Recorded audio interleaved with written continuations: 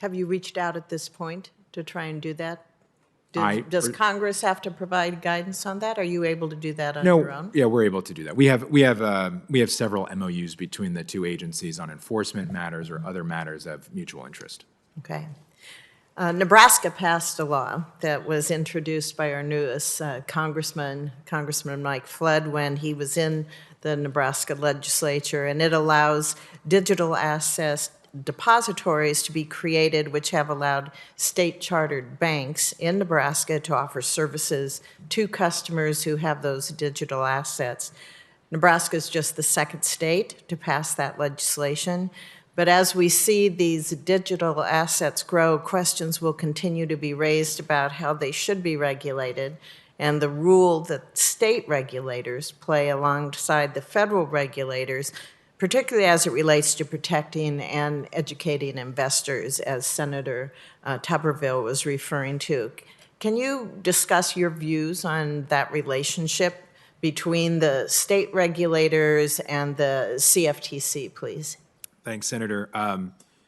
I would say, as a former state regulator myself, having state regulators is so important as a matter, and I use this phrase with Senator Tuberville, boots on the ground, right? We in Washington don't have the capacity or the resources to have that comprehensive reach across the country, whether it's in Nebraska, California, or any other state. And the state regulators play a key role, and that partnership is so critical to make sure that those individuals at the state regulator are touching individuals at the local level, at the county level, or the district level. So we have a very close relationship through MOUs actually with NASA, which is essentially a National Association of Securities Regulators. Crypto is top of mind right now, and it has been for several years. I think the bill does a very good job from a markets perspective in preempting states from registering the entities that the bill contemplates. But what it does do is it preserves states' authority over anti-fraud, which is a critical authority for states' attorney generals to have for bad actors at a local level. So we will continue to use the relationships, the existing relationships we have with state regulators, and understand that they play a critical role in making sure that information and disclosure and education is received by local investors, but also those protections around fraud are preserved.